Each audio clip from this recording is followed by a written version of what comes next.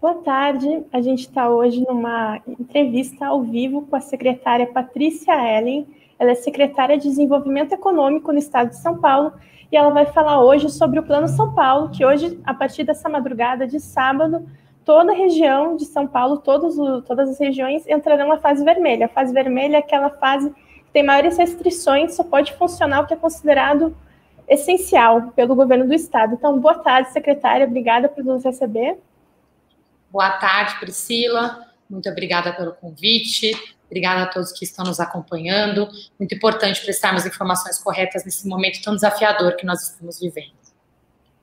Então, secretária, já para começar assim, esclarecendo um pouco, né? A gente já está com o Plano São Paulo há vários meses, mas é uma situação um pouco diferente, todo o Estado na bandeira vermelha, e a gente queria entender, explicar um pouco melhor para o leitor quais foram os critérios utilizados pelo Estado para considerar o que é essencial ou não, né? A gente sabe que tem farmácia, supermercado, e também teve algumas situações um pouco mais polêmicas, né? A gente soube hoje mesmo de uma análise que a MP vai fazer envolvendo o caso das igrejas que vão poder funcionar. Quais foram os critérios utilizados para definir o que vai poder funcionar nessas próximas 2 semanas em São Paulo?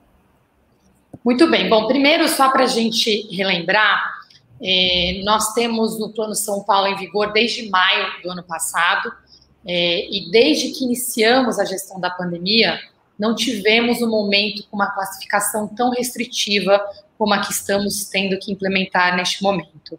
E a razão de ser é que estamos no pior momento da pandemia.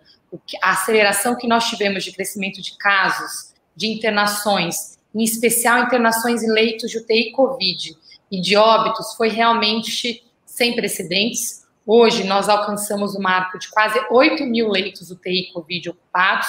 Estamos trabalhando a toque de caixa para continuar expandindo, mas há um limite de expansão do sistema de saúde e que nos criou essa necessidade urgente de fazermos, neste momento, a aplicação da restrição máxima do Plano São Paulo, que é essa fase vermelha, onde somente serviços essenciais podem funcionar e, junto com isso, nós temos também a aplicação do toque de restrição, que até hoje era um toque de restrição das 23 horas às 5 da manhã e a partir das 0 horas dessa noite passa a ser das 20 horas às 5 da manhã.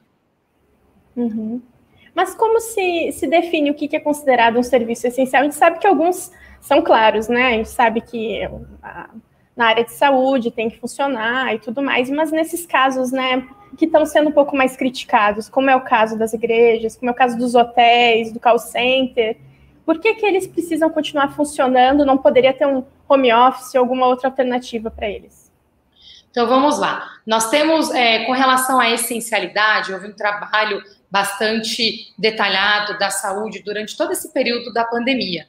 A essencialidade, ela foi definida durante a pandemia, e o que nós fizemos nesses últimos meses foi estabelecer protocolos sanitários para dar mais segurança para o funcionamento desses serviços essenciais. O que é essencial? São serviços que garantem o funcionamento básico do nosso dia a dia da população. Então, incluem serviços de saúde, serviços de alimentação, mas mesmo a alimentação, o abastecimento está garantido e a compra de alimentos através de delivery, né, e de drive-thru.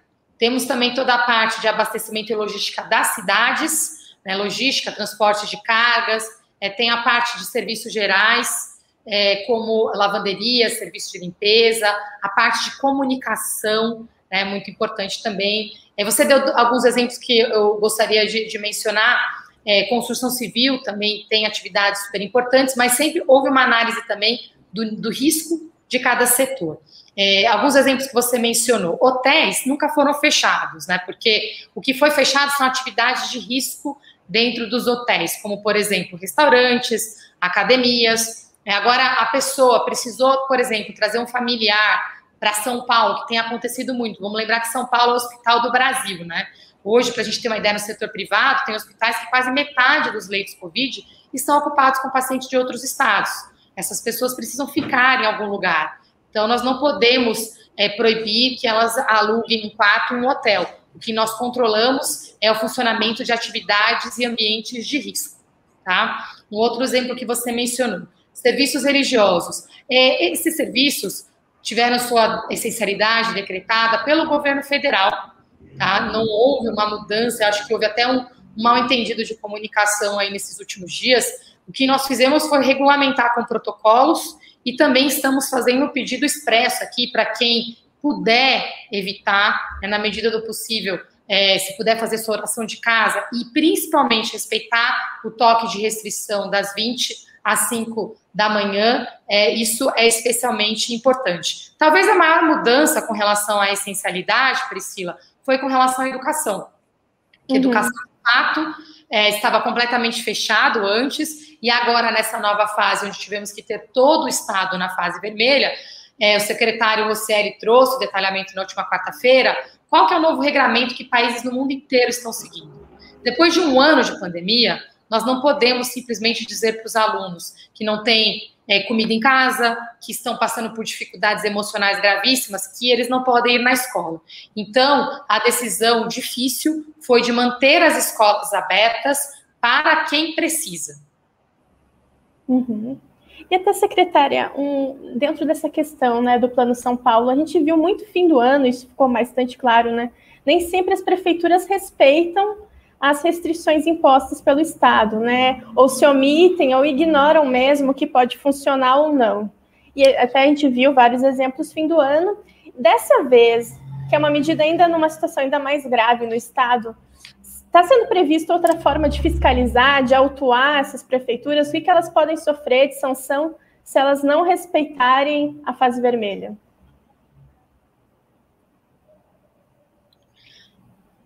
Priscila, bom, primeiro, é chocante a gente ver que na altura, né, da pandemia, com a gravidade da situação que nós temos líderes eleitos que negam a gravidade da situação, que negam a ciência e que banalizam as mortes. Eu queria reforçar esse ponto. Pessoas estão morrendo e o número e a velocidade de mortes, de óbitos, cresceu muito nas últimas semanas. Cabe à população também exigir dos seus prefeitos eleitos que respeitem os protocolos de segurança. O que nós estamos fazendo? Nós estamos atuando em 3 frentes. Uma é uma frente informativa.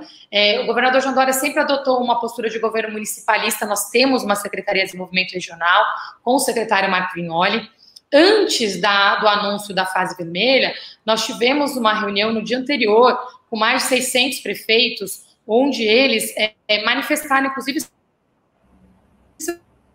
para que o governador tomasse medidas mais restritivas para todo o estado, porque eles estavam numa situação muito desafiadora. O prefeito de Araraquara, Edinho, muito corajoso, colocou a cidade em lockdown.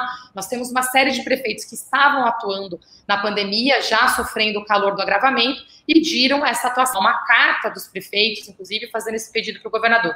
Então, os que estão descumprindo são exceções. Mas nós estamos atuando, primeiro, dessa forma municipalista, a segunda é reforçando a fiscalização. Nós publicamos um decreto na sexta-feira passada, que na prática ele tem uma mudança muito importante. Ele integra a ação de fiscalização entre a vigilância sanitária, o PROCON e as polícias, para que todos possam agir de forma mais célere. E reforçamos também o trabalho do Disque Denúncia, que pode ser feito agora também diretamente pelo site do PROCON. E o Disque Denúncia é o 0800 771 3541. É muito importante a gente denunciar. O terceiro pilar é a autuação e a penalização. E os órgãos de controle têm tido papel fundamental. Aqui eu queria destacar o papel do Ministério Público e do nosso tribunal. Nós estamos fazendo reuniões semanais, o governador João Dória, o vice-governador participam com os chefes de poderes, eles conhecem o Plano São Paulo melhor do que muitos prefeitos, inclusive, eles acompanham. O secretário Jean fez reunião nessa última segunda-feira com toda a equipe técnica dos ministérios, trazendo detalhe do Ministério Público do Tribunal, mostrando todo o detalhe que nós temos nos indicadores, então eles têm acesso direto a todas as informações, eles têm uma equipe técnica que analisa os dados e agem imediatamente. Então, os prefeitos estão sendo notificados, estão sendo autuados e terão que arcar também com as consequências dessa responsabilidade. E até, secretária, eu lembro que quando teve o decreto da quarentena, quase um ano atrás, eu lembro que o governador usou inclusive aquela expressão, sejam criativos, para os empresários, falar para investirem em delivery, em drive-thru. E daí chegou uma pergunta aqui, que eu vou ler, de um leitor, que é um empresário do setor, perguntando se o governo estadual, e daí no caso, né, poderia até juntamente com as prefeituras, tomar alguma medida de auxílio para os restaurantes e empresas do setor de turismo, e daí ele cita alguns exemplos de descontos em impostos, em contas, ou algum outro tipo. Ele disse que o empréstimo não é suficiente para esses setores que são muito impactados. O que o governo está pensando em fazer em relação a isso, nessa situação que a gente não sabe ainda o quanto que vai conseguir se achatar essa curva que está ascendente de novo? Primeiro, eu acho que a gente tem que ter uma responsabilidade, Priscila, de não cair aqui nessa armadilha, né, de uma gestão populista ou pelo Twitter, né, uma gestão que promete coisas que não cumpre. Então, eu acho que o governador João Dória sempre nos pediu aqui como equipe para se comprometer e cumprir nossa palavra. Eu acho que um ponto que a gente tem que lembrar é que não há medida suficiente na crise que nós estamos vivendo. Nós estamos passando pela maior crise sanitária, humanitária e econômica da nossa história. Vamos ter muito trabalho para reerguer a economia após essa crise, mas nós temos comprovado que São Paulo está fazendo diferente. Se nós olhamos o ano de 2020, o resultado do PIB brasileiro e paulista acabou de sair. O Brasil teve uma recessão de 4,1%, enquanto o PIB paulista cresceu 0,4%. Então, eu acho que os dados falam por si. É quando nós vemos aqui o mercado financeiro, que agora está sofrendo as consequências de um país que está virando pária do mundo. Nós estamos tendo dificuldade de viagem, de interconexões internacionais. Esse é o nosso maior custo financeiro. Todos nós dependemos dessa conexão com o mundo. E agora o Brasil é o país que virou uma ameaça global. Imagina para quem depende de negócios internacionais ou de turistas que venham consumir em nossos restaurantes. Ninguém quer vir para cá e ninguém quer receber a gente fora daqui. Isso é gravíssimo e isso precisa ser contido. Isso só vai ser resolvido com mais vacinas. Não há saída sustentável para a economia que não passe por garantir vacinas para todas as pessoas de uma forma muito célere. A outra parte, eu me solidarizo com esses comerciantes. As pessoas estão, sim, sendo criativas e se reinventando. O resultado do PIB paulista é uma prova disso de novo. Mais da metade dos empregos gerados no nosso estado são de micro e pequenos empreendedores. Nós fizemos o maior aporte da história em microcrédito no Banco do Povo durante o ano de 2020. Fizemos uma operação que arrecadou mais de 1,8 bilhão de reais em ações solidárias, distribuição de cestas básicas, doação de kits de higiene, de máscaras. E agora nós estamos numa nova etapa da pandemia ainda mais complexa, porque a situação sanitária está mais agravada e a situação econômica também. O que nós estamos fazendo concretamente?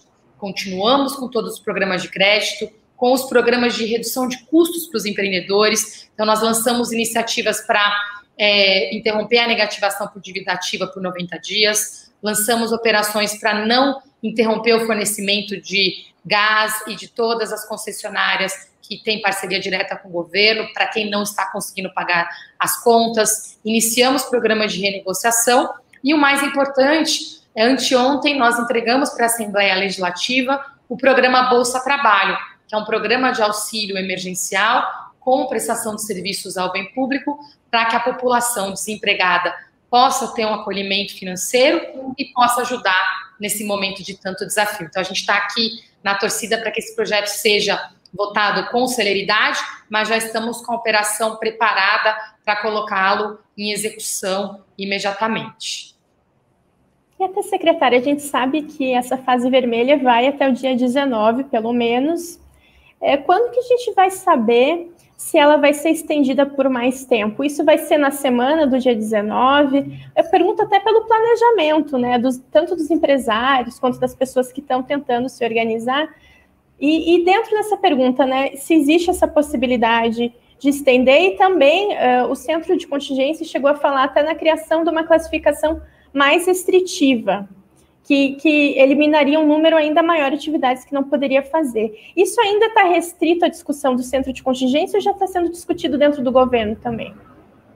Não, o próprio centro de contingência, nós temos a nota técnica com a recomendação final, que foi exatamente de aplicação da fase vermelha para todo o estado. Chegou-se a se estudar a possibilidade de uma fase diferente, com a manutenção da regionalização, mas nós vimos que o agravamento foi tão homogêneo que a própria recomendação do centro de contingência acabou sendo muito direta, fase vermelha em todo o estado imediatamente. E aí vai até para a segunda parte da minha resposta para a sua pergunta, até como você começou ela, né?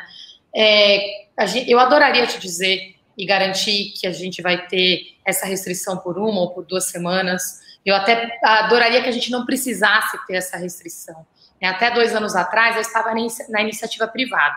Eu venho de uma família de empreendedores, que está todo mundo parado, sem renda, né? Graças a Deus eu tenho minhas economias do setor privado aqui, mas meu pai, minha mãe, meus tios, meus primos, está todo mundo passando por essa dificuldade, né? Pessoas que são massoterapeutas, motoristas de Uber, garçons, né? Meu padrasto é garçom. Então, assim, eu entendo o desafio que a gente está vivendo e adoraria ter maior previsibilidade, mas sem termos um planejamento nacional de vacina que se cumpra, sem termos recursos para leitos em todo o país que se cumpra, o planejamento está se tornando impossível.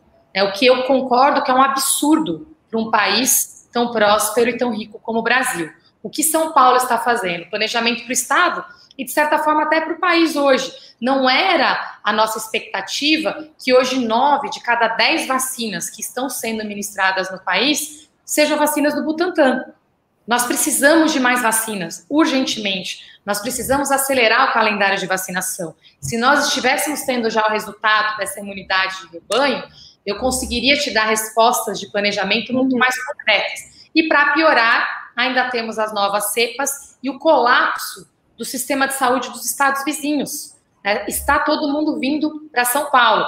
Nós não controlamos o fluxo de aeroportos, nós não controlamos o fluxo interestadual, isso é papel do governo federal, né? E nós estamos aqui fazendo o nosso melhor para acolher o cidadão de São Paulo e, obviamente, no espírito solidário de todo o Brasil.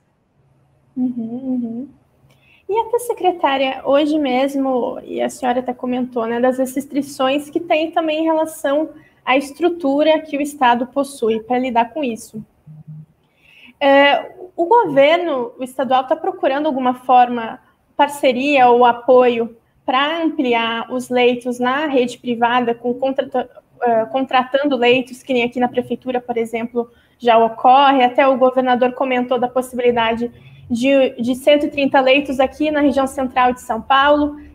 Isso já está sendo discutido? Já tem alguma coisa mais definida em relação a isso? Até pelo seu trabalho ser da área de desenvolvimento econômico? Nós fazemos isso desde o início da pandemia. Na verdade, essa expansão de leitos que nós tivemos, São Paulo, quando a pandemia iniciou, tinha um pouco mais do que 3 mil leitos de UTI Covid.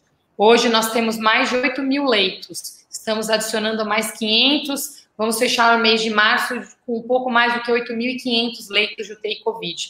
Mais de 1/3 deles são leitos SUS ocupados no sistema privado. Tá? Então, há todo um trabalho que foi feito de credenciamento de leitos SUS no sistema privado e estamos chegando numa situação até muito desafiadora, porque os leitos não SUS no sistema privado estão sendo ocupados muito rapidamente também. Nós vimos na semana retrasada os primeiros relatos de hospitais privados que passaram do limite de ocupação de leitos. O Hospital Albert Einstein, se eu me lembro bem aqui, já tinha relatado há cerca de 10 dias atrás que alcançou uma ocupação de 104%, né, e não estava mais recebendo pacientes. Então, tem duas partes aqui, os leitos SUS reservados no sistema privado e a parte do privado, que é contratada diretamente. Mas eu queria lembrar que a situação é tão preocupante que não é mais uma questão se o leito é público ou privado, é se temos leitos, né? E vamos continuar atuando. O governador João Dória anunciou hoje a retomada de projetos de hospital de campanha, mas grande parte desses hospitais também são leitos de enfermaria. O que aconteceu dessa vez nessa etapa da pandemia foi que os pacientes estão se agravando muito mais rápido, já chegando agravados. Também há pacientes adultos e jovens numa proporção muito maior, e ele já vem direto com leito UTI. esses leitos precisam de uma estrutura diferente. Por isso que há um limite da expansão que pode ser realizada. Para a gente ter uma ideia, o sistema de saúde público de São Paulo já é maior do que o sistema completo da Espanha. Né? Então, nós temos um sistema grande que mais que dobrou durante esse período, mas a aceleração que a pandemia teve nas últimas 3 semanas foi uma coisa inimaginável. E, secretária, isso também, né? Assim, a gente já está vendo essa aceleração há mais ou menos 2, 3 semanas, tanto que teve até o toque de restrição semana passada. Por que esse faseamento, essa reclassificação está ocorrendo agora? Por que não foi na outra semana, já para atenuar um pouco mais a situação? Na outra semana, nós já fizemos uma reclassificação muito mais dura. Nós colocamos travas de avanços também para fases melhores da pandemia. E sempre tem as duas versões, né? Teve algumas regiões que reclamaram, dizendo, eu já tenho indicadores de fase verde. E a gente disse, você tem, espere até a próxima semana. Recebemos muitas críticas e, infelizmente, se comprovou o que nós tínhamos dito. E nesse momento mesmo, nós tomamos uma medida mais dura, né, porque algumas regiões ainda estavam com indicadores um pouco melhores, mas com o agravamento geral, quando o Estado bateu na média indicadores de fase vermelha, nós já tomamos esta medida e está se comprovando, infelizmente, que é uma questão de tempo para todas as regiões estarem nessa mesma situação. Por isso eu reforço que, e eu fiz questão de enfatizar isso hoje pela manhã, a discussão agora não é mais sobre a essencialidade de serviços ou não. Eu estou recebendo muitos pleitos de serviços querendo ser definidos como serviços essenciais. E o que eu estou explicando para eles, acho que vocês não estão entendendo o que está acontecendo. Não é uma discussão de flexibilização da economia, é uma discussão de se vamos ficar vivos ou não. Nós não podemos continuar adoecendo nessa velocidade e é muito importante também que os descumprimentos de poucos que estão impactando a vida de muitos acabem neste momento. Vocês, Priscila, têm um papel muito desafiador, né? Eu esses dias estava comentando aqui, a mentira circula 7 vezes mais rápido que a verdade. Então, a gente está aqui no trabalho inglório, até para contar para as pessoas, né? Essa é uma guerra silenciosa, ninguém está vendo bomba explodindo, ninguém está vendo pessoas sofrendo na rua, mas se a gente entrar num hospital, a gente vai ver uma cena de horror. É uma cena de guerra. Os nossos profissionais de saúde estão exauridos, eles estão nessa guerra há 1 ano, e os hospitais estão todos lotados, sem exceção. Então, nós precisamos fazer a nossa parte nesse momento, reduzir a circulação de pessoas. São Paulo já mostrou em 2020 que a gente está fazendo a economia retomar. Se você tirar o PIB de São Paulo do PIB do Brasil, a recessão tinha sido de cerca de 7%. Tá? Então, São Paulo está, sim, fazendo a sua parte por São Paulo e pelo Brasil. Nós vamos continuar fazendo isso, mas a responsabilidade como gestora pública, falando em nome do governador João Dória, nosso papel agora é salvar vidas. Mas com essa situação tão grave do sistema de saúde, a senhora até elogiou agora, né, o prefeito de Araraquara, que teve o lockdown lá e tudo mais. Não tem alternativas para restringir um pouco mais a circulação da população? Outros serviços serem só por delivery? Não tem como restringir um pouquinho mais isso? Talvez em questão de horário de funcionamento, ou não, de não poder ser mais presencial? Não tem como tomar algumas outras medidas? Ou quem sabe pelo menos estão sendo estudadas para daqui a 1 semana, quando a gente já vai ter um pouco de noção da adesão? Nós não descartamos medidas mais restritivas, em hipótese alguma. Todas as medidas possíveis estão sendo estudadas. Nós já estamos entrando, como eu mencionei, na fase mais restritiva do Plano São Paulo desde que iniciamos a gestão e convivência com a pandemia. Nós precisamos, nesse momento, garantir que essas medidas sejam aplicadas, porque, senão, nós temos, sim, o risco de termos que ter medidas ainda mais restritivas. O teu ponto do delivery é muito importante.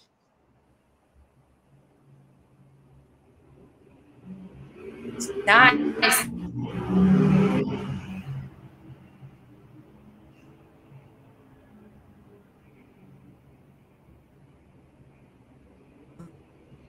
ouvindo? Alô?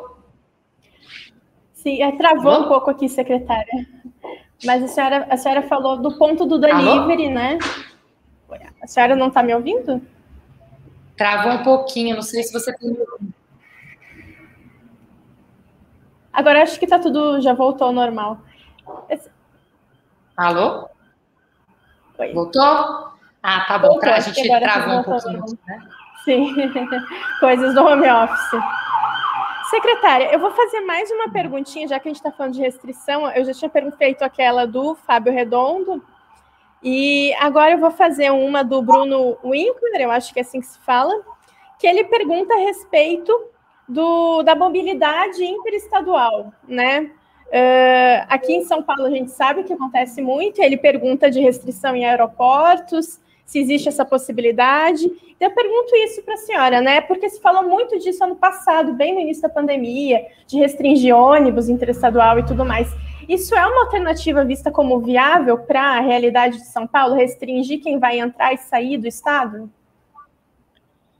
Nossa, Priscila, essa é uma pergunta tão difícil, porque a atribuição de controle de passageiros interestadual ou internacional não é do governo estadual. Então, nós não podemos fazer isso na prática, somente o governo federal. E, além disso, o que nós estamos notando por exemplo, o próprio espalhamento das novas cepas, né? As pessoas não tinham como ser atendidas nos estados que colapsaram e viajaram para São Paulo para serem atendidas. É por isso até que as cepas estão se disseminando de uma forma tão rápida.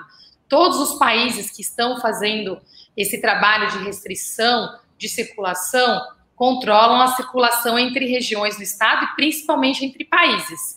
Nós vemos agora no nosso caso, o passaporte brasileiro, vamos ter grandes desafios, né, nesse ano e espero que isso seja sanado em breve, mas o Estado sozinho não pode tomar essas medidas e, muito pelo contrário, nós não podemos deixar de atender ninguém. As pessoas vêm procurar atendimento, elas precisam ser atendidas. As pessoas vêm procurar vacinas, elas precisam ser atendidas. Esse é o nosso papel. Mas esse controle, nesse momento, nós estamos vendo como faz falta uma coordenação responsável, não negacionista, centralizada e nacional desta pandemia. Certo.